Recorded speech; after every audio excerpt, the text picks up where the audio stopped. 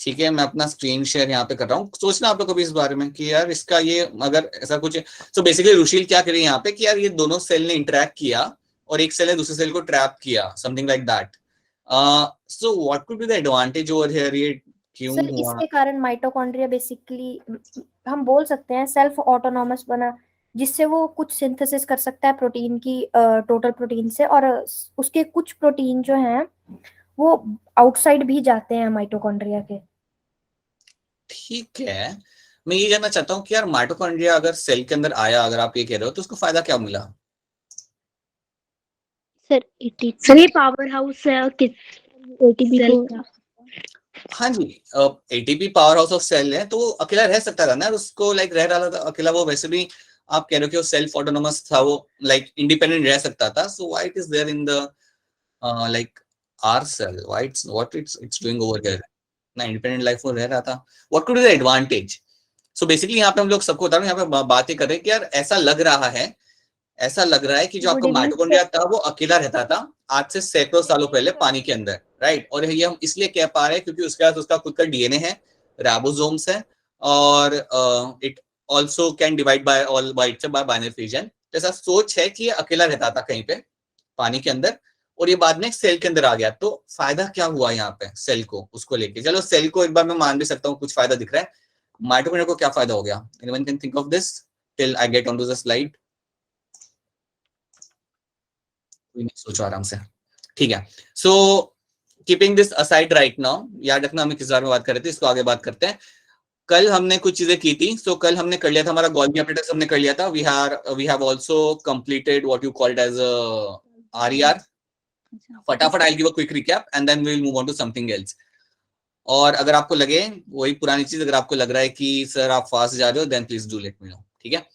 So I hope it's clear to all of you. Hi Rupali, good evening. Alright, so कल हमने क्या देखा था? कल हमने बात किया था यहाँ पे आरईआर के बारे में, right? RER, we have talk about the endoplasmic reticulum over there in the last class. So let's see हमने यहाँ पे क्या क्या देखा था। वी हैव सीन कि एंडोप्लाज्मिक रेटिकुलम आपके दो टाइप के यहाँ पे हैं, आरईआर एंड एससीआर। आरईआर के ऊपर आपके राइबोसोम्स लगे हुए आपको मिल जाएंगे। जब भी आप एंडोप्लाज्मिक रेटिकुलम की बात करते हो, आपको सिस्टर्न दिख जाएगा, और उसमें जो बीच में जो स्पेस है वो आपकी ल्यूमेन भी आपको वहां पे दिख जाएगी। So that's a structure you get to see. Now we have seen कि आरईआर तो हम यहाँ पे जान लिया कि वो आपका न्यूक्लियर एनवेलप से कनेक्टेड है। Same goes for SER as well. SER के अंदर आपको ट्यूबुलर स्ट्रक्चर्स आपको मिलेंगे which are going to be interconnected. तो ये आपको दिखेगा इन दोनों के अंदर। राइबोसोम्स याद रखना आपके फ्रीली भी घूम सकते हैं और आरईआर पे अटैच भी हो सकते हैं। सो हमने पढ़ा था कि यार राइबोसोम्स आरईआर पे अटैच है, बट ये भी याद रखना कई सारे राइबोसोम्स आपके साइटोप्लाज्म में फ्रीली घूम रहे होंगे, और ये भी आपका प्रोटीन सिंथेसिस में आपकी हेल्प करते हैं। So these are the two things you have to know. Then we have seen the role. Protein synthesis कर रहा है आरईआर। सेकंड चीज आपकी यहाँ पे थी प्रोटीन फोल्डिंग, और तीसरी चीज यहाँ पे थी आपकी glycosylation of protein. Glycosylation of protein का मतलब क्या होता है? कोई फटाफट मुझे बताएगा यहाँ पे, what do mean by glycosylation of protein? Sir sugar molecules add protein पे। हाँ जी बेटा, हाँ जी, शुगर मॉलिक्यूल यहाँ पे ऐड किए जाएंगे। शुगर मॉलिक्यूल यहाँ पे ऐड किए जाएंगे ऑन अ प्रोटीन, ठीक है? सो प्रोटीन का आप यहाँ पे ऊपर आप शुगर मॉलिक्यूल ऐड करते हो, उसे यहाँ पे बोला जाता है आपका यहाँ पे glycosylation. So protein synthesis, protein folding and glycosylation are the three roles which are played by my RER. तो ये हमने तीन चीजें यहाँ पे देखी थी। उसके बाद हमने बात किया था यहाँ पे एससीआर और उसके रोल्स का। तो एससीआर के रोल्स यहाँ पे क्या आ रहे हैं? एक हो रहा है आपके यहाँ पे, it is synthesising the steroid hormone. Steroid hormone यहाँ पे सिंथेसाइज किए जा रहे हैं, that's one thing. Lipid synthesis यहाँ पे हो जाता है। It plays a role in detoxification of liver and storage of calcium ions. ये चार रोल आपके होते हैं एससीआर के, जो हमने लास्ट क्लास में हमने देखे थे। So these are the things we have seen. Then we have discuss यही मसल और ये समझेगा। फिर भी हमने देखा यहाँ पे गोल्गी बॉडी। गोल्गी बॉडी में आपको यहाँ पे क्या मिल रहा है देखने के लिए? That again it will have two parts. इसके अंदर भी आपको एक सिस वाला एरिया होगा और एक ट्रांस वाला एरिया होगा। आपके प्रोटीन्स बाहर कहां से निकलेंगे, सिस में से या ट्रांस में से? बिल्कुल, ट्रांस वाले एरिया में से आपके प्रोटीन बाहर निकलेंगे। जब अंदर जाना होगा गोल्गी के अंदर, वो जाएंगे आपके फ्रॉम द सिस वाले एरिया के अंदर से, वो लोग अंदर जाएंगे। नाउ गोल्गी किसने डिस्कवर किया था? यहाँ पे मेंशन है आपका यहाँ पे। गोल्गी बॉडी के अंदर आपको तीन पार्ट्स मिलते हैं, cisternae, tubules and vesicles are the three things you get to see. Cis and transference में मेंशन कर चुका हूँ। एक से आपका अंदर जा रही चीजें और ट्रांसफेरेंस से आपकी चीजें बाहर निकल रही है, ये हमने देखा था कल। And then we have seen कि इनका रोल क्या होता है, राइट? तो याद रखना, your Golgi body is mainly known for packaging of things, तो पैकेजिंग करता है ये। उसके अलावा it is going to play role in modification and synthesis of glycoprotein and glycolipid, इसे भूलना नहीं है, ये बड़ा इंपॉर्टेंट है, that synthesis and modification of glycoprotein and glycolipid is been done by my Golgi body, that's one thing. उसके अलावा it also helps in lysosome formation, lysosome formation के लिए भी आपकी गोल्गी बॉडी आपको हेल्प करेगी। प्लांट सेल में जो गोल्गी बॉडी आपको मिलती है उसे हम बोलते हैं हमारा dictyosome, you call him as a dictyosome. And I have also added one thing that is going to be the glycosylation, ये भी आपका गोल्गी बॉडी कर सकता है, जैसे आपका आर्या कर रहा था वैसे ये भी कर सकता है। सो ये चीजें आपको यहाँ पे याद रखनी है, this is all something done by your Golgi body. And यहाँ पे जो कहा जाता है कई बार आपका मेम्ब्रेन की तरफ भी भेजा जाता है। ये सब चीजें हमने कल के क्लास में देखी थी, these are things we have seen in the last class. Now will move on to something else. अब हम यहाँ पे मूव करेंगे हमारे लाइसोसोम्स की तरफ। तो हमने अभी तक देख लिया ईआर देख लिया, हमने गोल्गी देख लिया, अब हम मूव करेंगे हमारे लाइसोसोम्स की तरफ, हम लोग यहाँ पे मूव करेंगे। So let's see what we have to look into the lysosomes वाला part. All right, here we are with the lysosomes.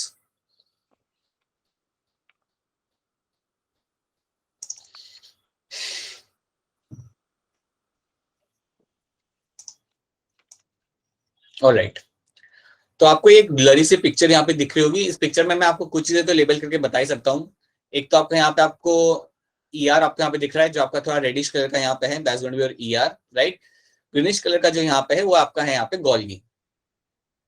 उसके अलावा आपको ये जो ऑरेंज कलर का एक बॉल यहाँ पे अगर आपको देख पा रहे हो अपने फोन के स्क्रीन में या कहीं पे भी, तो ये आपका यहाँ पे होगा lysosomes. So these are my basically lysosomes. ये जो ऑरेंज कलर का बॉल यहाँ पे, ये है मेरे यहाँ पे लाइसोसोम्स।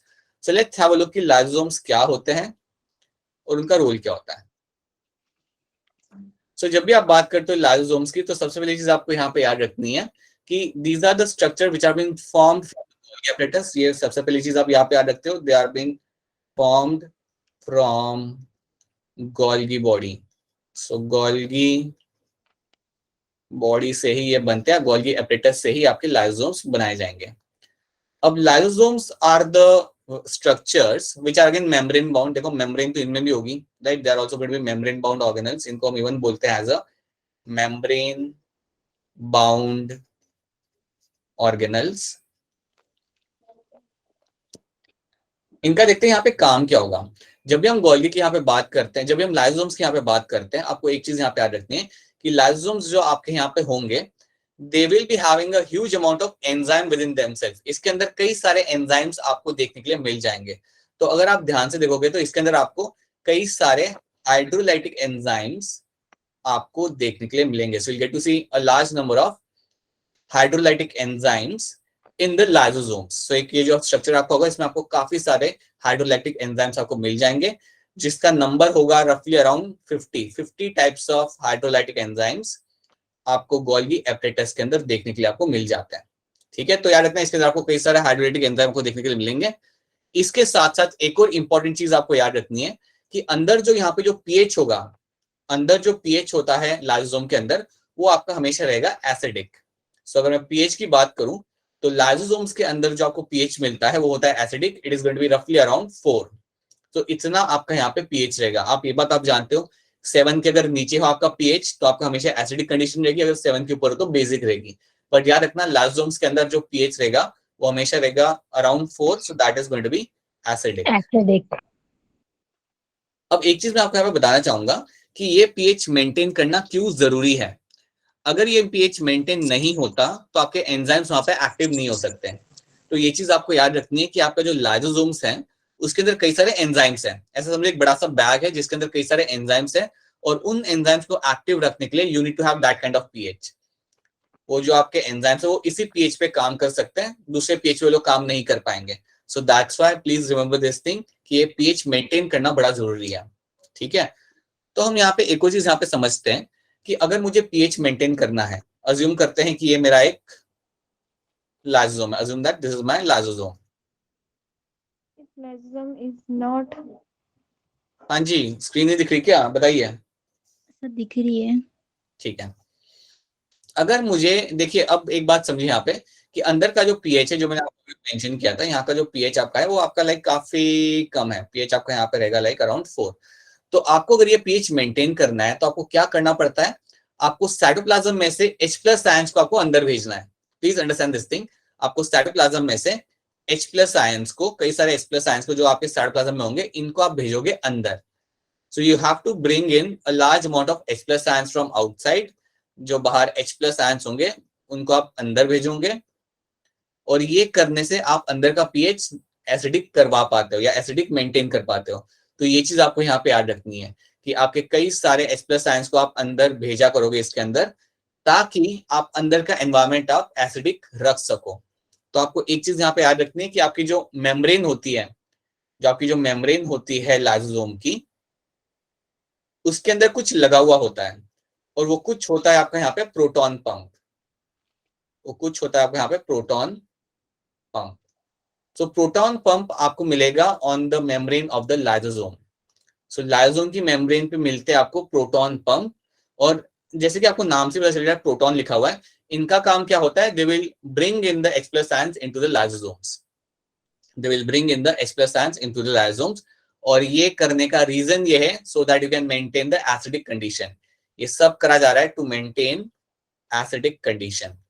ये चीज आपको यहाँ पे याद रखनी है। This is one of the important thing. Sir जो प्रोटीन पंप है वो लाइसोसोम की मेम्ब्रेन में प्रेजेंट होते हैं। हाँ जी, वो आपका राइबोसोम की मेम्ब्रेन में प्रेजेंट होता है, और उसका काम होता है कि बाहर जितने भी H+ आयंस हैं उनको पकड़ पकड़ के अंदर लाता रहे। तो वो आपके यहाँ पे मेम्ब्रेन पे आपके लगे होंगे प्रोटीन पंप यहाँ पे, और इनका काम यही होता है, they will pick up the H+ ions from the outside and they will start dumping them into the lysosomes. और इस तरीके से वो अंदर का पीएच मेंटेन करता है, और ये करना जरूरी है, और else you don't find the enzyme inside being functional. वो फंक्शनल नहीं हो सकता है। तो ये एक और चीज आपको याद रखनी है। This is also one more thing you have to remember about the lysosomes. ठीक है, एक और चीज आप यहाँ पे याद रखोगे। अब लाइसोसोम्स का एक और बड़ा इंपॉर्टेंट काम होता है जिसको हम यहाँ पे थोड़ा सा समझेंगे, जिसे मैं कहता हूँ यहाँ पे autophagy. So let me write it down. There is one role lysosome plays. और कई सारे रोल इनके होते हैं, वो हम देखेंगे सेपरेटली इनके रोल्स क्या है। बट एक रोल को मैं यहाँ पे मेंशन करना चाहूंगा सेपरेटली, इसे बोलता हूँ मैं ऑटोफेजी। PHAGY, ये H है, ठीक है, अगर H लग नहीं रहा ये H है आपका। एक चीज होती है आपके यहाँ पे ऑटोफेजी करके, उसको हम यहाँ पे थोड़ा सा समझते हैं। बड़ी सिंपल सा कॉन्सेप्ट है। बात यह है कि आपके सेल के अंदर कई सारे ऑर्गेनल्स हैं। आपके माइटोकॉन्ड्रिया कोई एक नहीं है, बहुत सारे होते हैं, सैकड़ों माइटोकॉन्ड्रिया होते हैं, सैकड़ों आपके क्लोरोप्लास्ट होते हैं, सैकड़ों आपके RER होते हैं। सो आप many organelles in the cell, in a single cell. कई बार ऐसा होता है कि आपके कुछ ऑर्गेनल्स पुराने हो जाते हैं। समझो एक माइटोकॉन्ड्रिया है जो 2 महीने से काम कर रहा है, अब उसकी एफिशिएंसी वैसी रही नहीं काम करने की, उसकी एनर्जी बनाने की एफिशिएंसी उतनी रही नहीं। तो वो टाइम पे क्या होगा, ऐसे ऑर्गेनल्स को आपको ब्रेक डाउन कर देना है। ऐसे ऑर्गेनल्स को आपको ब्रेक डाउन कर देना है, क्योंकि अब वो कोई काम के नहीं है। अब वो इतने पुराने हो चुके हैं, इतने वो ओल्ड हो चुके हैं कि अब वो ज्यादा कोई काम के है नहीं। तो ऐसे ऑर्गेनल्स को आप ब्रेक डाउन कर देते हो, आप तोड़ देते हो, आप डाइजेस्ट कर देते हो। And that is something also done by the lysosomes. और जब लाइसोसोम्स अपने खुद के सेल के ऑर्गेनल्स को ब्रेक डाउन करना चालू करता है, राइट, या डाइजेस्ट करना चालू करता है इन दिस वे, इसे हम बोलते हैं ऑटोफेजी। इसको हम यहाँ पे बोलेंगे ऑटोफेजी, जो काफी जरूरी है। In a real sense if you see, it is going to be very important, क्योंकि आप पुराने ऑर्गेनल्स को रखना नहीं चाहते। बेटर है कि आप उन्हें डिसमेंटल कर दो, एंड उसमें से कोई फिर आप उन चीजों को यूज करके आप कुछ अलग चीज बना लो। क्योंकि वैसे भी जो पुराना हो चुका है, जो वॉर्न आउट हो चुका है, वो आपके काम का नहीं होता। तो ये चीज आपको यहाँ पे समझनी है कि ऑटोफेजी का मतलब क्या होता है। जब भी आपके सामने कभी MCQ के अंदर अगर कोई ऑप्शन भी आता है ना ऑटोफेजी, तो please know one thing over here. यहाँ पे हो क्या रहा है, आपके जो वॉर्न आउट ऑर्गेनल्स है, I am going to write over here, your worn out organelles, worn out मतलब जो यूज होके बहुत पुराने हो चुके हैं, worn out organelles are digested by your lysosomes। तो लाइसोसोम ने क्या करना है, उसके पास में जाना है, माइटोकॉन्ड्रिया के पास में जाना है, उससे अटैच करना है अपने आप को, अपने एंजाइम उसके अंदर सेंड करने हैं, उसे काफी क्लिनिकली उसे ब्रेक डाउन कर देना है। और ब्रेक डाउन भी उसने इस तरीके से करना है ताकि उसका जो मटेरियल है वो ज्यादा बाहर निकले ना और ज्यादा प्रॉब्लम क्रिएट ना करे। That's how it is going to work. So बड़े क्लिनिकल तरीके से वो अपना वहां पे काम करेगा। सो ऑटोफेजी एक टर्म है जो मैं चाहता हूँ कि आप लोग समझ जाएं, क्योंकि अगर ये कभी टर्म आपको ऑप्शन में भी अगर दिखता है देन यू शुड नो कि ये टर्म है क्या। ठीक है, so this is something you have to know. तो एक बार यहाँ पे बता देता हूँ आपको कि अभी तक हमने क्या क्या देखा। हमने देखा कि यार लाइसोसोम आपके बन रहे फ्रॉम द गोल्गी एपरेटस। इसके अंदर आपको ऑब्वियसली इसके अंदर भी आपको मेम्ब्रेन मिलती है, लाइसोसोम की खुद की मेम्ब्रेन होती है। और लाइसोसोम के अंदर आपको मिलते हैं almost 50 types of hydrolytic enzymes. PH अंदर का रहेगा एसिडिक, और उस पीएच को मेंटेन करने के लिए आपको मिलते हैं मेम्ब्रेन के ऊपर प्रोटॉन पंप। इन प्रोटॉन पंप की मदद से आप H+ आयंस को आप अंदर भेजते हो और आप अंदर के एनवायरनमेंट को आप एसिडिक करते हो। ठीक है। और ऑटोफेजी में ऑलरेडी मैं आपको बता चुका हूँ कि यहाँ पे आपके लाइसोसोम्स जो पुराने हो चुके हैं ना ऑर्गेनल्स, उनको जाके ब्रेक डाउन करेगा। उस जगह ब्रेक डाउन करेगा, जो काफी हेल्दी तरीका है आपके सेल को मेंटेन करने का। You just break them down and allow the new things to be form. ठीक है। क्या इतना वाला पार्ट आपको यहाँ पे समझ आ रहा है? Is this something clear to you? Yes sir. Yes sir.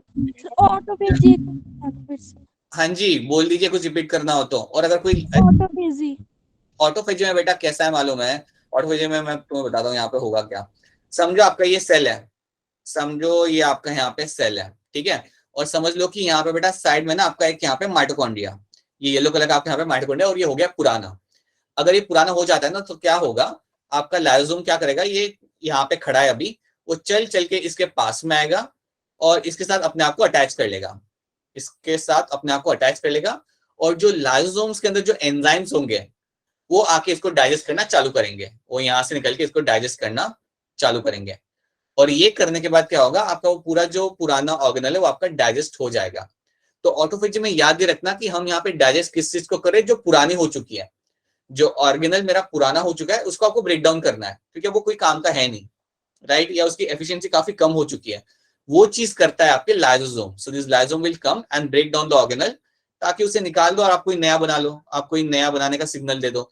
So that is something done by the lysosome, और उसे हम कहते हैं ऑटोफेजी। क्या आप समझ आए ऑटोफेजी क्या होता है? ठीक है। सो यहाँ पे देखते हैं हम, यहाँ पे कुछ पॉइंट्स देखते हैं। Lysosomes are commonly seen in animal cell, rarely in plant. याद रखना, कॉमनली आपको एनिमल सेल में मिल जाएंगे, प्लांट्स में रेयर केस में आपको लाइसोसोम्स देखने के लिए आपको मिल जाते हैं। ठीक है। They originate from the Golgi apparatus, ये याद रखना आपको। Presence of several hydrolytic enzymes, जिसको आप इवन कह सकते हो as a digestive enzymes. These enzymes are also known as acid hydrolases. ये बस एक टर्म है जो आप याद रख सकते हो कि इन हाइड्रोलाइटिक एंजाइम्स को इवन आप कह सकते हो as acid hydrolases, right. All enzymes are made up of RER. All enzymes are made up of RER and then are transported to lysosomes. बेटा ये चीज आपको समझ में आ जानी चाहिए। क्यों मालूम है? एंजाइम्स आपके यहाँ पे होते हैं proteins. Enzymes are nothing but your proteins. ये एक टाइप के आपके प्रोटीन से होते हैं। और प्रोटीन फॉर्मेशन आपका कहाँ पे होता है? कहाँ पे होता है प्रोटीन फॉर्मेशन आपका? सर RER में। हाँ जी बेटा, आई होप सबको ये बात समझ आ रही है। प्रोटीन फॉर्मेशन आपका रहेगा हमेशा इन द RER के अंदर आपका होगा। क्या RER के अलावा और कहीं प्रोटीन बन सकता है मेरा? Sir ribosome. बिल्कुल सही, राइबोसोम जो आपके फ्री फ्लोटिंग राइबोसोम जो आपके होते हैं उनके ऊपर भी आप बन सकता है। बट याद रखना, जो भी RER के अंदर जो प्रोटीन बनता है उसको ही भेजा जाता है इनटू द लाइसोसोम्स के अंदर, राइट। जो भी RER के अंदर जो आपका प्रोटीन बनता है उसको ही आप ट्रांसपोर्ट करके आप भेजते हो लाइसोसोम्स के अंदर। तो बेसिकली जो भी आपके एंजाइम्स आ रहे हैं ना, they are coming from your RER only. So RER are the one which are making those enzymes, और वो ट्रांसपोर्ट कर करके वो भेजते हैं उन्हें इनटू द लाइसोसोम्स के अंदर, उन्हें भेज दिया जाता है। तो ये चीज याद रखनी है, एंड दैट्स व्हाई इसलिए इसे कहा जाता है endomembrane system. They all work in coordination. ये सब लोग एक बहुत ही सिंक्रोनाइज और कोऑर्डिनेटेड तरीके से ये लोग काम करते हैं। तो ये पॉइंट्स आपको यहाँ पे समझने हैं और याद रखने हैं। समझने पहले फिर बाद में याद रखने हैं। So these are the things you will be finding happening now. After this what you will get to see, pH के बारे में हमने यहाँ पे मेंशन किया था। पीएच आपका रहेगा और अराउंड 4, एग्जैक्ट 4 नहीं होता, 4.2 4.4 जितना रहता है। सो हमने लिखा है around 4, that is going to be acidic. याद रखना, it is always going to be acidic, और ये आपको मेंटेन रखना है। Then they also undertake autophagy, जो मैं आपको मेंशन कर चुका हूं। they are the one who will undertake the autophagy, जो क्लिनिकल तरीके से आप निकालते हो worn out organelles को। Please know that you are removing the worn out organelles। कोई नए नवेले ऑर्गेनल्स को आप नहीं निकाल रहे हैं, आपने जो पुराने हो चुके हैं उनको आप निकाल रहे हो यहाँ पे, ठीक है। Then they show polymorphism, phenomenon of existence of more than one or different morphs। इसको मैं समझाता हूँ आपको। कभी अगर सेंटेंस आए स्टेटमेंट के अंदर कि 10 lysosome show polymorphism, the answer is yes. Lysosome show करते हैं पॉलीमॉर्फिज्म। लाइसोसोम शो करते हैं यहाँ पे polymorphism. I am trying to think of example in terms of animals, but let me try to give you the example. अच्छा, आपके यहाँ पे छिपकली देखने को मिलती है क्या वॉल्स के ऊपर आपके घरों में? Yes sir. कभी नोटिस करना ये जो छिपकलियां होती है ना, जिसको हम हाउस गेको कहते हैं, उनके भी अलग अलग कलर होते हैं. थोड़ा अगर ध्यान से देखोगे तो एक होती है लाइट ब्राउन, कई बार थोड़ी डार्क ब्राउन कलर की होती है, कुछ के ऊपर थोड़े थोड़े पैटर्न्स होते हैं. समझ आ रहा है मैं क्या कह रहा हूँ? सो दे आर डिफरेंट. इसको बोलते हैं डिफरेंट मॉर्फ. इसको बोलते हैं डिफरेंट मॉर्फ. मतलब स्पीशीज वही है, वो कोई अलग स्पीशीज नहीं है, सारी आपकी सब सेम है. They are all going to be same species, but अलग अलग उसके अंदर आपको पैटर्न्स मिल जाए, राइट? अलग अलग थोड़े टाइप्स मिल जाए, तो उसे हम कहते हैं morphism. So you have like different morphs, उसे हम कहते हैं पॉलीमॉर्फिज्म. वैसी चीज आपको मिलती है लाइसोसोम्स के अंदर. वैसी चीज आपको लाइसोसोम्स के अंदर मिलती है. आपको डिफरेंट टाइप्स ऑफ लाइसोसोम आपको यहाँ पे मिल जाते हैं, राइट? मतलब लाइसोसोम की अलग अलग टाइप्स आपको यहाँ पे देखने के लिए मिल जाते हैं. अब मैं क्या करूंगा ना, ये जो टाइप्स है आपको ये ज्यादा डिटेल में आपको नहीं बताने वाला, लेकिन जो मैं आपको जो राइट अप दूंगा उसमें वो लिखा होगा. So you can go through that, because that is something which won't become a part of your exam. वो लोग आपसे इनके टाइप्स के बारे में पूछेंगे नहीं, लेकिन हाँ इतना पूछ सकते हैं आपको वो, या आपको ये स्टेटमेंट मिल सकता है कि डज लाइसोसोम शो पॉलीमॉर्फिज्म, या लाइसोसोम या ऐसा हो सकता है polymorphism is shown by the lysosomes. This can become one of the statement. ये आपका एक स्टेटमेंट बन सकता है आपके स्टेटमेंट बेस्ड क्वेश्चन के अंदर. तो आपको याद रखना है कि बिल्कुल lysosomes are going to show polymorphism. इसके अंदर आपको कई सारे आपको यहाँ पे 4 बेसिकली आपको यहाँ पे टाइप्स मिल जाते हैं. मैं वापस रिपीट कर रहा हूँ कि उन 4 टाइप्स को मैं अभी डिटेल में एक्सप्लेन नहीं करूंगा. I don't want you all to get confused in that apparently, लेकिन उसका मेंशनिंग मैं आपको नोट्स के अंदर कर दूंगा. You can go through that and then you can ask me your questions. ठीक है, बट ध्यान रखना, you will find this 4 types you will get to see in the lysosomes. मैं बस उनके यहाँ पे आपको नाम दिखा देता हूँ. एक है आपका primary lysosome, you can have secondary lysosome, then you have a residual body, and then you have a autophagic vacuole. ठीक है, ऑटोफेजिक वैक्यूल आप लोग जानते हो, ये आपका निकल गया. ये तो अभी आपको बताया, तो ये तो आपका निकल गया 4 में से. This is something you are clear to you. These are those vacuole जिनका काम होता है पुराने ऑर्गेनेल्स को निकालना. तो ये तो आपको क्लियर है. ठीक है, रेसिडुअल बॉडी में क्या होता है मालूम है? अगर शॉर्ट में बताऊं तो रेसिडुअल बॉडी आपके वो वैक्यूल्स होते हैं जिनके अंदर आप कचरा रखते हो या वेस्ट रखते हो. कुछ पता है ऐसे आपके वैक्यूल्स होंगे जिसके अंदर आप वेस्ट इकट्ठा करके रखोगे, जिसके अंदर आप वेस्ट इकट्ठा करके आप रख देते हो. So this can have some waste in the sense कि आपने किसी चीज को डाइजेस्ट किया था, उसके बाद जो यूजलेस चीज रह गई उसको आपने एक बैग में डाल के रख दिया. So that can be called as my such vesicle, such lysosomes can be called as my residual bodies. You can call them as a residual bodies. और इनका कुछ नहीं करते, इनको आप सेल में रखते हो कुछ टाइम के लिए और बाद में इनको फेंक देते हो, बाद में इनको सेल के भी बाहर निकाल देते हो. ठीक है, ये एक शॉर्ट में आपको बता रहा हूँ यहाँ पे मैं, और एक ये भी शॉर्ट में बता देता हूँ. प्राइमरी लाइसोसोम्स के साथ क्या होता है? They are the newly formed lysosomes. इनको अगर मैं बिल्कुल सिंपल करूँ, they are my newly formed lysosomes. जो होते हैं उनको हम कहते हैं प्राइमरी लाइसोसोम्स. ये बिल्कुल नए नए बने होते हैं. इन्होंने किसी चीज को अभी तक डाइजेस्ट नहीं किया होता, किसी चीज को ब्रेक डाउन नहीं किया होता. जो न्यूली फॉर्म आपके लाइसोसोम थे उन्हें हम बोलते हैं यहाँ पे प्राइमरी लाइसोसोम्स. तो एक सिंपल तरीके से मैंने आपको कुछ चीजें यहाँ पे बता दी. You can still read about them in your literature which I am going to give you, right? But again मैं बता रहा हूँ, इसके ऊपर डायरेक्टली बेस्ड क्वेश्चन नहीं आता नीट के अंदर, but yes you should know कि they are the example of my polymorphism. बस मैं इतना चाहता हूँ आपसे कि आप इतना याद रख लो, क्योंकि ये आ सकता है, ये स्टेटमेंट में आ सकता है और इसका हम कुछ नहीं कर सकते. ठीक है, कुछ नहीं कर सकते मतलब you can get such kind of word in a statement. Alright, अब हम देखते हैं यहाँ पे फंक्शन. अच्छा, फंक्शन देखने के पहले अभी तक यहाँ पे जो कराया है वो सब समझ आ रहा है सबको? अभी तक जो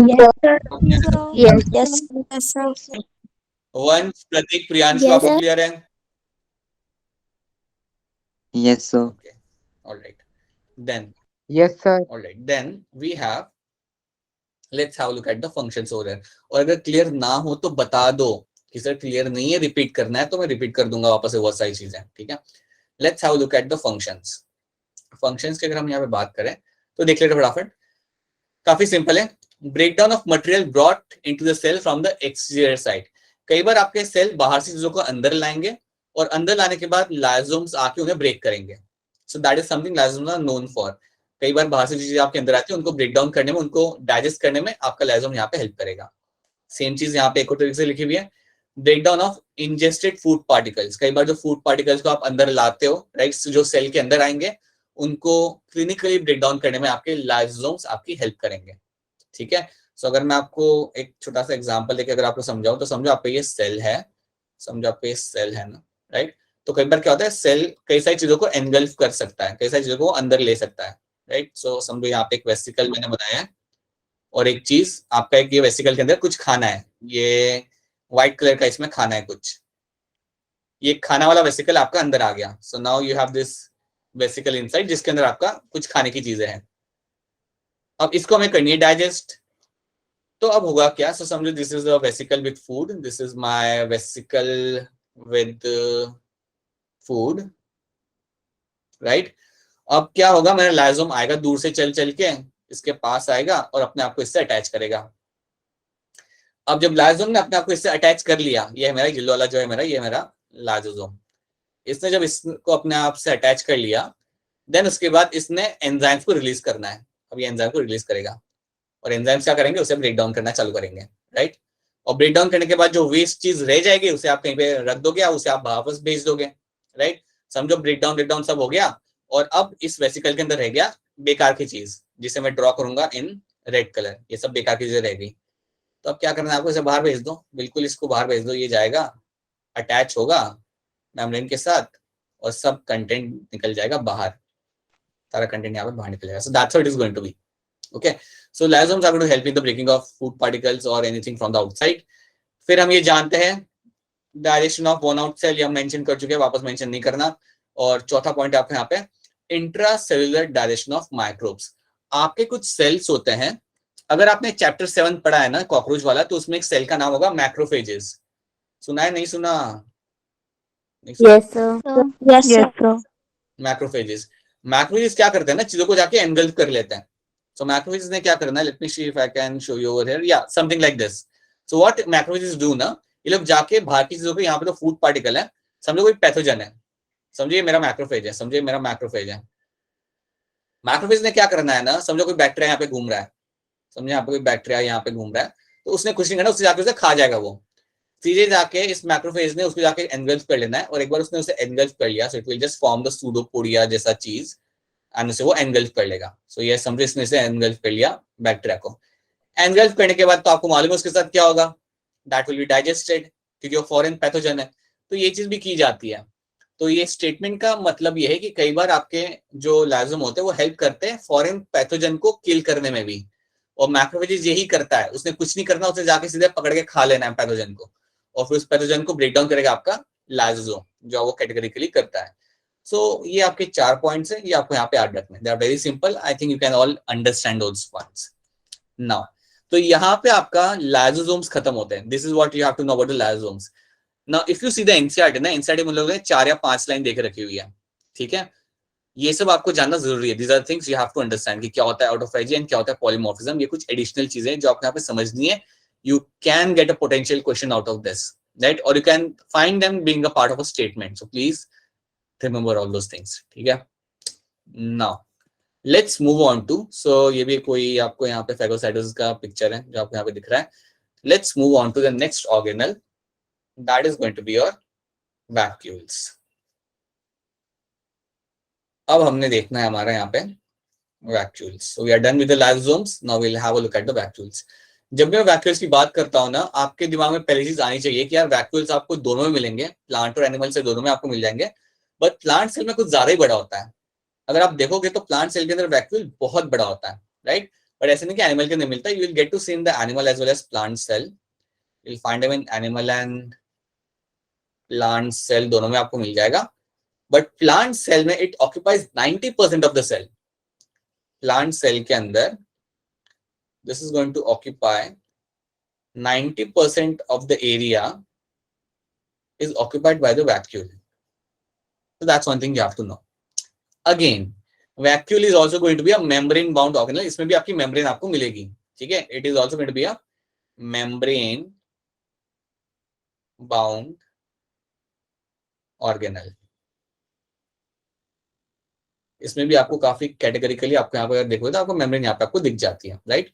इसकी जो मेम्ब्रेन होती है उसका एक नाम हमने यहाँ पे देकर रखा हुआ है, that is going to be a tonoplast.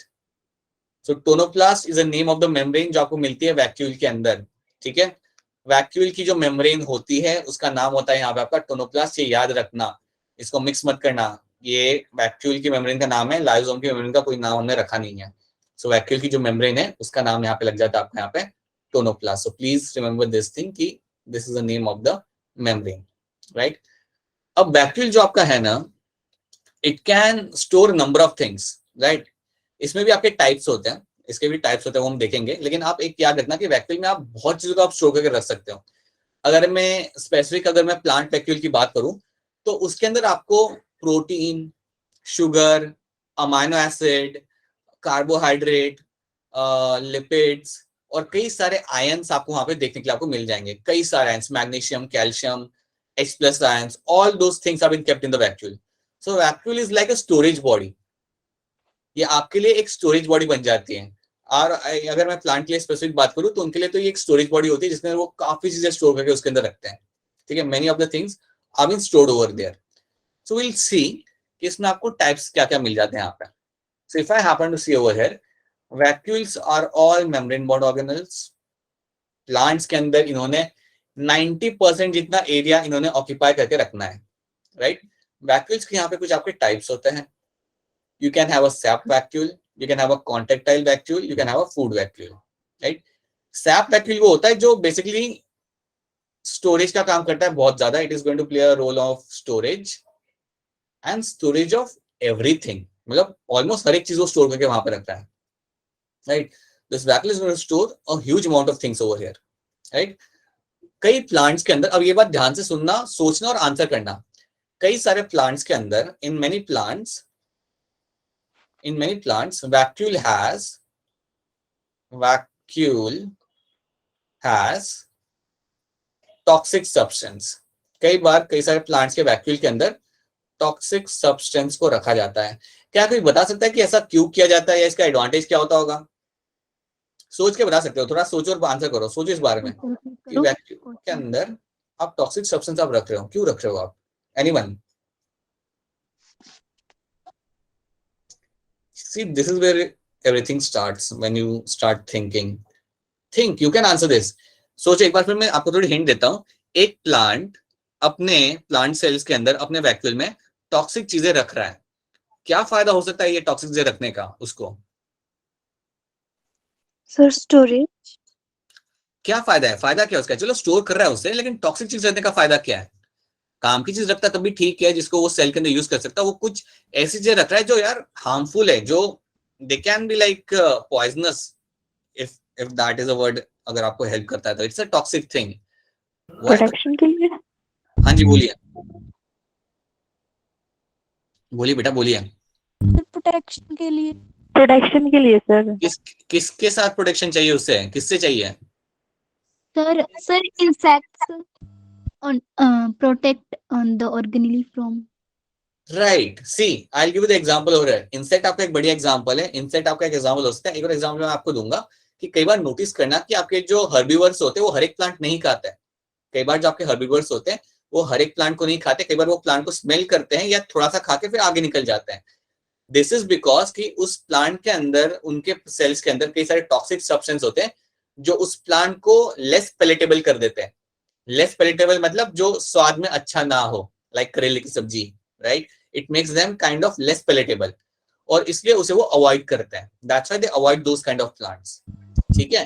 तो इसलिए याद रखना आप हमेशा कि जो टॉक्सिक सब्सटेंस जो आप रखते हो प्लांट के अंदर, हर एक प्लांट में नहीं मिलेंगे, कुछ प्लांट्स आपको मिलेंगे।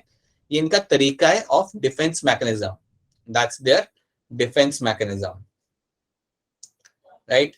That is going to be a defence mechanism. याद रखना, देखो प्लांट तो आपका भाग नहीं सकता, प्लांट तो गाय को देख के भाग नहीं सकता, तो उसका यही तरीका है कि वो अपने अंदर कुछ टॉक्सिक सब्सटेंस रखता है। प्लांट, गाय आके एक बार थोड़ा सा खाएगी, उसे रियलाइज हो जाएगा ये खाने वाली चीज है नहीं, वो वहां से निकल जाना है उसने। सिमिलरली आपके जो इंसेक्ट्स होते हैं वो भी कई बार प्लांट को अवॉइड करते हैं खाने से, उसे खाने से, because of those toxic substance. So yes, you have to know this thing that plants are going to have some toxic substance and they are being kept in the vacuole. अगर आपने chapter 9 पढ़ा है तो उसमें आपने एक term पढ़ा होगा, something known as my secondary metabolite.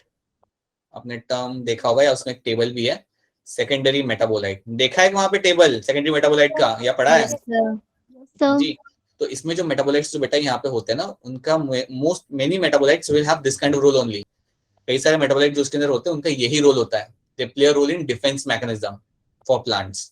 ठीक है, so this is something you have to know. अच्छा, सैप वैक्यूल जो रहेगा उसमें मैं करूंगा सारा storage. Contractile vacuole is something I can find in amoeba, and food vacuole is also something I can get to see in many of the protozoans and something like amoeba. तो यहाँ पे मैं कुछ स्टेटमेंट्स आपको यहाँ पे दिखाता हूँ जो आपके एनसीईआरटी की है।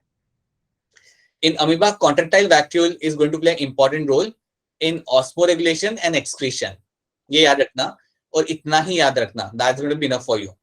अमीबा के अंदर जो आपके contractile vacuole होते हैं, इनका काम होता है, they play a very important role in osmoregulation and excretion. Osmoregulation का मतलब यहाँ पे ये है कि अपने अंदर का वाटर बैलेंस मेंटेन करने के लिए हेल्प करता है।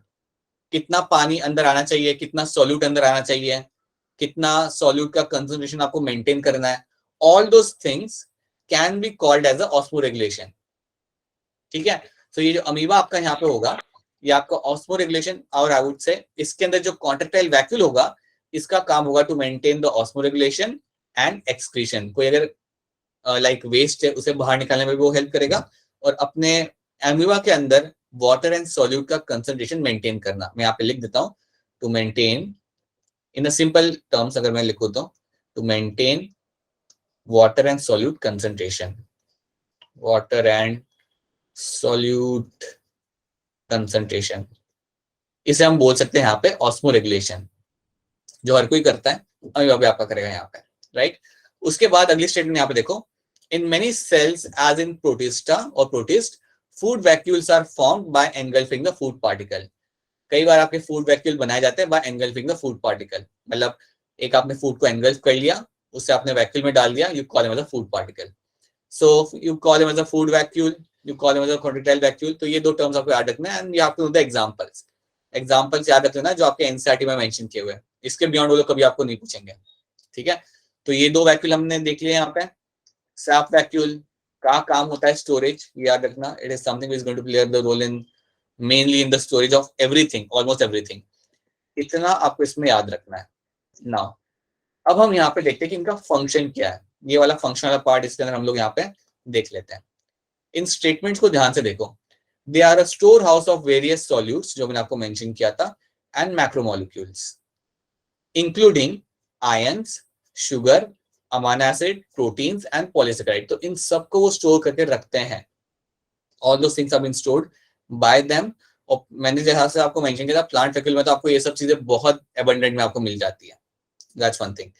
Second thing, they also often store toxic compound like glycosides and glucosinolates.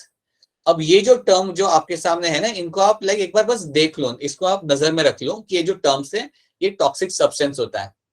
Directly इसके ऊपर बेस्ड क्वेश्चन नहीं आ सकता, बट ये टर्म्स आगे भी यूज होते हैं कई बार 12th के अंदर। So glycosides and glucosinolates are the two terms जो आपके बेसिकली टॉक्सिक कंपाउंड्स हैं। याद रखना, इनका कोई काम नहीं होता, लाइक इसका कोई मेटाबॉलिक पाथवे में इनका काम नहीं होता, but this is something which has been formed as a toxic compound and the role is for defence mechanism. Defence के लिए ये यूज किए जाते हैं। Defence from what? Defence from herbivores and defence from insect. So protection आपको मिलती है insect herbivores से using those things. Then you have vacuolar membrane called as a tonoplast, ये हमने बात कर लिया था. This actively transport ions into the vacuoles. मैंने आपको मेंशन किया था कि कई सारे ions आप vacuoles में अंदर डालते हो along with the solutes. Hence much higher concentration of these ions is seen compared to the cytoplasm. Ions का concentration आपको काफी ज्यादा मिलता है, बहुत ज्यादा मिलता है within the vacuoles compared to the cytoplasm. ये चीज रखना। तो अगर मैं आपको यहाँ पे एग्जांपल दूं एक बना के, तो समझो आपका ये सेल है यहाँ पे, समझो अगर आपका ये सेल है, राइट, और उसके अंदर आपका यहाँ पे एक वैक्यूल है, assume that you have a big vacuole over here. So vacuole के अंदर आप बहुत सारे आयंस को आप अंदर डालते हो, and those ions can be like calcium ions, they can be potassium ions, proton, magnesium, right, इन सबको आप अंदर डालते रहते हो। और क्योंकि आप इन्हें अंदर डाल रहे हो from all the side you are adding them inside the vacuole, what will happen कि अंदर इसका कंसंट्रेशन काफी ज्यादा हो जाता है, right? So concentration of ions, concentration of ions inside vacuole is much higher. Inside vacuole is much higher than cytoplasm. Higher than cytoplasm. जो आपको जो अंदर मिलेगा ना, इनका जो कंसंट्रेशन यहाँ पे होगा इन सारे आयंस का, ये बहुत ज्यादा होगा कंपेयर टू द साइटोप्लाज्म। और ये चीज कई बार हेल्प करती है वाटर एब्जॉर्प्शन के लिए भी, याद रखना, ये चीज हेल्प करती है इवन फॉर वाटर एब्जॉर्प्शन के लिए भी ये चीज हेल्प करती है। वो वाला पार्ट अगर आप याद नहीं रख रहे तो भी कोई बात नहीं, बट याद रखना you will have plenty of ions in the vacuoles and they are all been actively transported. अच्छा, यहाँ पे लिखा हुआ है ना इन लोगों ने, they have written over here actively transported, तो क्या यहाँ पे एटीपी लगेगी या नहीं लगेगी?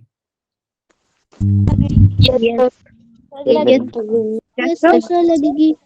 बिल्कुल लगनी है बेटा, बिल्कुल यहाँ पे एटीपी लग जाने, क्योंकि आप यहाँ पे एक्टिवली ट्रांसपोर्ट आप कर रहे हो तो आपका एटीपी यहाँ पे लग जाएगा, right? So yes, okay, class lot हो गई थी। ऑलराइट यंशु, ठीक है, ऑलराइट। यंशु कोई पार्ट रिपीट करना हो तो प्लीज बता देना, ठीक है? अगर पर्टिकुलर सेपरेट एक पार्ट होगा तो प्लीज बता देना, ठीक है? Alright, so this is what you get to see, this is what you get to see over there in your lysosomes. तो क्या सबको लाइसोसोम्स के फंक्शन यहाँ पे क्लियर है? Is lysosome and their function clear to all of you? कोई part है जो आपको क्लियर नहीं है, देन प्लीज बता दो यहाँ पे। अगर कोई सर्टेन पार्ट है जो आपको समझ अभी भी नहीं आ रहा, सर थर्ड वाला समझा दो। कोसाइट्स। अच्छा, थर्ड वाला, ये पहले तो मुझे एक सुनाई दिया, आप किसी ने बोला थर्ड वाला, और एक और चीज किसी ने बोली बट वो आवाज कट रही, तो आप चैट में लिख सकते हो या आप वापस ट्राई करो। थर्ड वाले में बेटा यहाँ पे ये कह रहा है कि पहली चीज की वैक्यूल की होती है मेम्ब्रेन, जिसे हम कहते हैं टोनोप्लास्ट, जो हम पहले भी आगे बता चुके हैं। दूसरी चीज यहाँ पे वो लोग बात कर रहे हैं कि वैक्यूल के अंदर आप कई सारे आयंस को आप डालते हो, राइट? तो कई सारे जो साइटोप्लाज्म के जो आपके आयंस होंगे, तो आपके ये है cytoplasm, right? This is the cytoplasm over here. तो साइटोप्लाज्म में से कई सारे आयंस को निकाल के आप डालते हो इनटू द वैक्यूल। तो यहाँ पे मैं मैग्नीशियम या फिर प्रोटॉन, कैल्शियम, इन सबको मैं अंदर डाल रहा हूँ, यही वहां पे मेंशन किया है। और जब आप ये डाल रहे हो, this is all done via active transport, मतलब आप एटीपी खर्च करके इनको आप अंदर डाल रहे हो। और जब आप ये डाल, तो अंदर जो कॉन्सेंट्रेशन होता है, concentration of ion inside the vacuole is much higher than the cytoplasm, is going to be much higher than the cytoplasm। ये उस स्टेटमेंट में मेंशन किया हुआ है, ये उस स्टेटमेंट में मेंशन किया है कि इसका कंसंट्रेशन काफी ज्यादा होना है कंपेयर टू द साइटोप्लाज्म। अब पता चला बेटा, ये अब ये वाला पार्ट पता चला? Yes sir. ठीक है, सो हाँ जी, और किसी को कोई चीज जी थी इसके अंदर जो पूछनी थी स्टेटमेंट के अंदर? एनीथिंग एल्स बताइए। Glycosides and glycosinolates. ये जो है ना बेटा, ये टॉक्सिक कंपाउंड है, इनको बस इतना है कि ये जो आपके है ये टॉक्सिक कंपाउंड है, इसका मतलब ये हार्मफुल होते हैं। जब मैं कह रहा हूँ कि टॉक्सिक है तो यार इतना they are going to be harmful, लेकिन इनको ये हार्मफुल प्लांट के लिए नहीं होंगे, प्लांट को कोई डैमेज नहीं होगा इनसे, ये हार्मफुल होंगे गाय, भैंस, बकरी के लिए और इंसेक्ट के लिए। So they are going to be harmful for the herbivores and the insect, जो प्लांट को आगे खाने की कोशिश करेंगे। अगर ये प्लांट को आगे खाने की कोशिश करते हैं, then that is going to be very harmful for them. Harmful मतलब द एनिमल विल रियलाइज कि ये खाने वाली चीज नहीं है और वो आगे बढ़ जाएगा, ठीक है? हाँ, इंसेक्ट होगा तो उसकी डेथ हो जाएगी, इंसेक्ट अगर खा रहा है तो उसकी डेथ हो जाएगी, वो आगे नहीं बढ़ेगा, but herbivores usually going to avoid this kind of plant. तो ये रखना भी जरूरी होता है, ये रखना जरूरी है, because it helps in protection और व्हाट यू डिफेंस मैकेनिज्म की तरह से आप यूज कर सकते हो। अब पता चला? Yes sir. ठीक है, तो ये आप सर हमारे हाँ जी, बोलिए। सर लाइसोसोम में हमारे हाइड्रोजन आयन अंदर जाएंगे और वैक्यूल्स में कैल्शियम वगैरह के आयन अंदर जाएंगे। नहीं, देखो, जब हम बात करते हैं लाइसोसोम्स की, तो वहां पे आपको रहता है कि यार वहां पे हाइड्रोजन आयन से आपके अंदर जा रहे हैं, क्योंकि आपको वहां पे स्पेसिफिक पीएच मेंटेन करना है, वहां पे आपको पीएच मेंटेन करना है, क्योंकि वो अंदर एंजाइम से वो उसी पीएच में आपके रहेंगे एक्टिव, ठीक है? यहाँ पे क्या हो रहा है, यहाँ पे आप सब कुछ ही डाल रहे हो, यहाँ पे आपने ये सब तो डालना ही है, उसके साथ साथ आपके यहाँ पे शुगर मॉलिक्यूल है, प्रोटीन है, अमाइनो एसिड, सब कुछ यहाँ पे डालना है, ठीक है? तो यहाँ पे तो सब कुछ जा रहा है, यहाँ पे आपका सब कुछ जा रहा है, ऐसा मतलब कि यहाँ पे आपका सब कुछ आप डालते हो। वहां पे लाइसोसोम्स के अंदर आप स्पेसिफिक बात करते हो प्रोटॉन्स की, क्योंकि अंदर आपको मेंटेन करना जरूरी होता है वहां पे पीएच। यहाँ पे you dump everything, it's like a storage body, ये आपका स्टोरेज से आपकी तरह होता है, इसलिए आप यहाँ पे हर एक चीज को आप यहाँ पे आके रख देते हो। तो इसलिए हम मेंशन करते हैं कि यहाँ पे हम ज्यादा आयंस का नाम यहाँ पे लेते हैं, क्योंकि यहाँ पे ऑलमोस्ट सब चीजों को यहाँ पे डाल दो। वहां पे सिर्फ स्पेसिफिक हम प्रोटॉन की बात करते हैं, बिकॉज उनका काम है वहां पे to maintain the pH in the internal environment. पता चला? Yes sir. ठीक है, so this is something what you find. हाँ जी बोलिए, एनीथिंग एल्स? ठीक है, so this is something you get to see. तो अभी हमने यहाँ पे देखा हमारा लाइसोसोम्स, अभी हमने यहाँ पे देखा हमारा vacuole. So these are the two things we have seen, right? Now we have to move on to your mitochondria. अब हमें थोड़ा समझना है यहाँ पे माइटोकॉन्ड्रिया के बारे में। सो विल क्विकली, ज्यादा नहीं लेंगे हम लोग, will just use 2 more minutes and then will see some questions. कुछ क्वेश्चंस देखते हैं हम लोग, राइट? सो अगर मैं माइटोकॉन्ड्रिया की बात करूं तो मैं बस चाहता हूं कि आप इतना याद रखो कि जब आप एक माइटोकॉन्ड्रिया को आप देखते हो ना, उसका डायग्राम याद रखना बड़ा जरूरी है।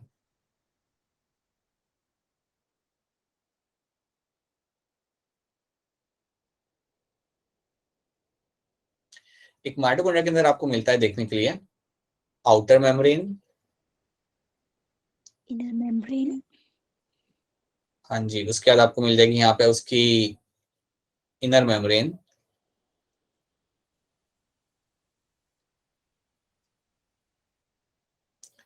देन आपको मिलना है बीच में आपका जो होगा वो आपका होगा मैट्रिक्स, जो बीच में जो आपकी स्पेस है यहाँ पे वो आपका यहाँ पे होगा matrix.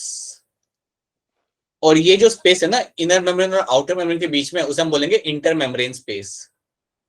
This area is called as your intermembrane space, intermembrane space.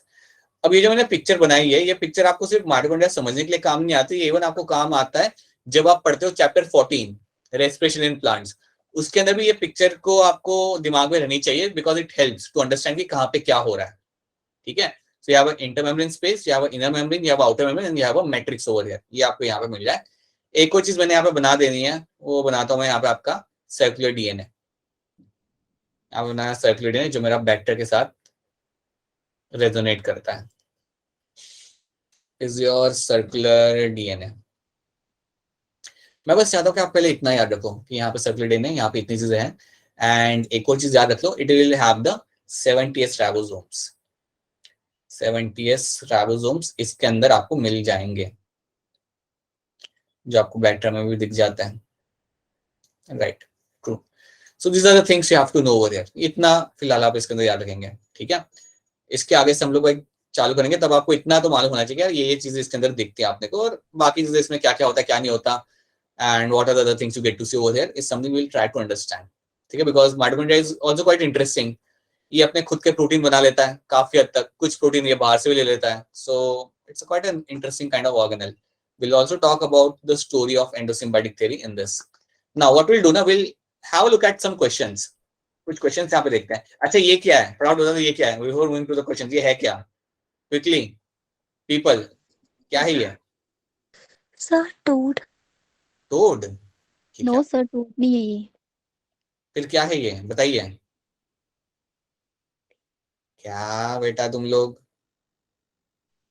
It's a tadpole. Tadpole सुना है आप लोगों ने? Yes, yes It's a larval form of frog. It's a larval form of frog. कम दिखते हैं वहां पे I guess शायद से। It's a larval form. नहीं दिखते बेटा, दिखते हैं, मैंने भी देखे, कई सारे दिखते हैं। लोअर हिमाचल में तो मैंने बहुत देखे हैं। It's a larval form of frog. हाँ, अब आप केलोंग में रह रहे हो तो शायद हो सकता है कि आपको इतने ना दिखते हो, वो थोड़ा एक्सट्रीमली हाइल्यूशन पे हो जाता है, बट लोअर हिमाचल में तो अच्छे से दिख जाता है। ठीक है, इस बारे में बाद में बात करता हूँ। Let me show you some questions. Question देखते हैं यहाँ पे। क्वेश्चन नंबर 83, क्वेश्चन नंबर 83 हम यहाँ पे देखेंगे फटाफट। In plasma membrane the lipid have their polar head facing where. उनके जो पोलर हेड होते हैं वो कहाँ फेस कर रहे होते हैं? Outer side, inner side, in the middle कहाँ होते हैं? आपने आंसर करना है चैट के अंदर, और आपके आंसर मुझे यहाँ पे दिखने चालू हो गए बड़े जल्दी। Yes Vansh right, Sarla, Neha, Shalini, Prateek, Tanish, Shagun, Priyanshu, everyone, yes that's true. It is going to be your option है on the outer side, true. 84, The lipid component of plasma membrane will mainly constitute what? जो lipid component आपका यहाँ पे होता है उसमें आपको क्या दिख जाएगा इसके अंदर से, बताइए, सोच के बताना है, सोच के। अब सब लोग वेट कर रहे हैं। ए गलत हो गया, किसका गलत हो गया? यस नेहा रॉन्ग, विवेक रॉन्ग, आरती रॉन्ग। हाँ, क्या वही होता है क्या? मेन कंपोनेंट वो होता है क्या? मेनली क्या होता है? मेनली क्या मिलेगा आपको? ठीक है, अब सुनो ध्यान से। Phosphoglycerides are nothing but my phospholipids. They're nothing but my phospholipids. Right? तो ये आपका सही आंसर होगा, ठीक है? This is going to be a right answer. Phosphoglycerides are nothing but your phospholipids. तो ये आपके यहाँ पे सही answer. They are mainly seen in the plasma membrane. ये आप जानते हो. Question number 96. ध्यान से देखो और करो यहाँ पे 96. In which kind of transport the molecule will go against the concentration gradient? Against the concentration gradient मतलब आपका lower to higher. पवन सही है? नहीं नहीं नहीं नहीं नहीं. हाँ, वंश that's true. Rushil that's true. Neha Kumari that's true. Tanish, now everyone is getting right answers. Yes, active transport data. जब भी लिखा हो, सुनो ध्यान से, जब भी लिखा हो molecules are moving against the concentration gradient, मतलब याद रखना कम से ज्यादा की तरफ जा रहे होंगे मॉलिक्यूल्स, कम से ज्यादा की तरफ जा रहे होंगे, उसे ही हम बोलते हैं अगेंस्ट द कंसंट्रेशन ग्रेडियंट। तो हमेशा रहेगा इन द एक्टिव ट्रांसपोर्ट जहां पे आपकी एटीपी लग जाएगी। ठीक है, 2010 का क्वेश्चन करते हैं। The plasma membrane consist mainly of, plasma membrane आपका मेनली किससे बना हुआ होता है? आंसर आ गया आपके यहाँ पे, प्रोटीन, हेमोग्लोबिन, फॉस्फेट। ठीक है, राइट है। जिसने भी आंसर यहाँ पे दे रहे हो आप लोग, सबके सब यहाँ पे सही है, बिल्कुल सही है। Proteins embedded in the phospholipid bilayer. हाँ जी, ठीक है, ये वाला देखते हैं। A complex of ribosome attached to a single RNA, a complex of ribosome attached to a single RNA को हम क्या बोलेंगे यहाँ पे? अरे right Rushil, Vansh again right, Komal, Shagun, can't read now, Pallavi, Nandini, Vivek, Neeta, Gunjan, right, it's my polysome. हाँ जी, आपका पॉलीसोम हो जाएगा। और ये आपकी मेम्ब्रेन है जो हिल नहीं रही, it was supposed to move but right now it's not moving actually. So it was supposed to actually move. ये बनाए दिखाई इसलिए गई थी ताकि आपको बता सकूं कि the fluidity of a nature of a membrane, right, but that's not moving right now. कोई बात नहीं, will see something like this letter.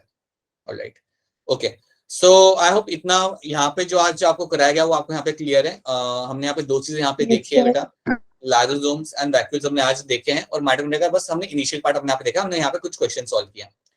कल जब हम लोग मिलेंगे, will try to cover at least 3 organelles, mitochondria, chloroplast and one more organelle will cover tomorrow.